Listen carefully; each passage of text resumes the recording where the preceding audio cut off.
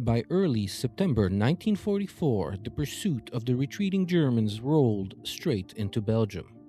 For the soldiers of the 1st Polish Armoured Division, the border crossing barely felt like combat. There were no barricades, no shooting, just open roads. Within hours, Polish units reached Ypres.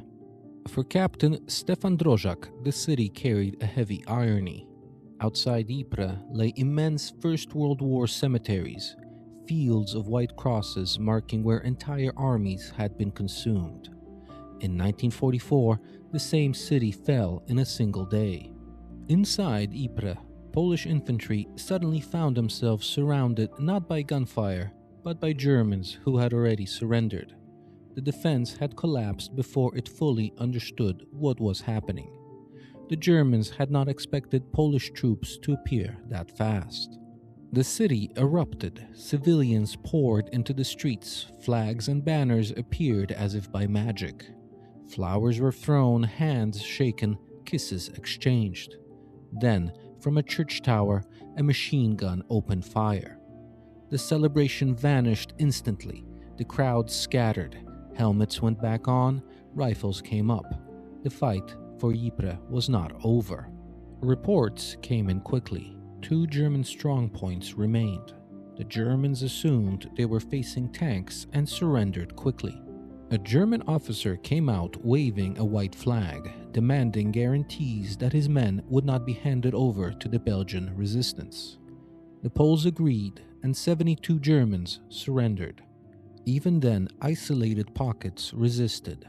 During a mortar barrage, a Polish rifleman named Smolinski took cover in a building. When the shelling stopped, 50 Germans, including 5 officers, marched out and surrendered to him alone. By the time Ypres was fully secured, more than 200 prisoners filled the marketplace.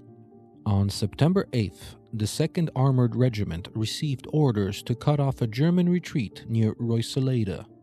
They had clear roads and full speed. Ahead lay a retreating German column, trucks, artillery, and infantry. The order was short: attack. Polish tanks charged with total surprise. Before the Germans could react, tanks were firing point-blank range. There was no resistance.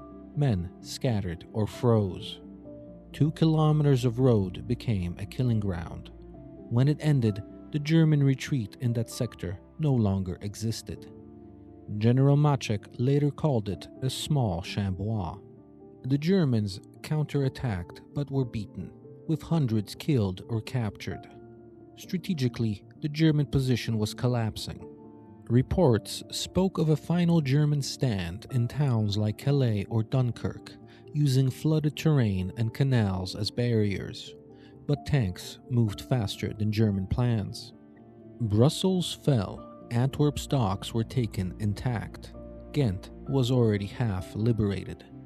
German defenses fell apart faster than orders could reach the front. At Tielt, the German garrison was caught off guard. Polish units drove straight into town, meeting silence, then sudden contact. German resistance collapsed and turned into retreat. 1,200 prisoners were taken, and the German commander lay dead in the streets. Then suddenly, the pursuit slowed. Not because of enemy fire, but because the Germans had destroyed everything behind them. Bridges and roads were destroyed and canals turned into walls. The Polish advance north stalled. For the first time since leaving Britain, some units stopped long enough to sleep indoors. It did not last. German resistance stiffened along the Ghent Canal. Despite being short of fuel and ammunition, German infantry fought with renewed determination, using waterways as defensive lines. By mid-September, the mission shifted once more. Ghent had to be fully secured.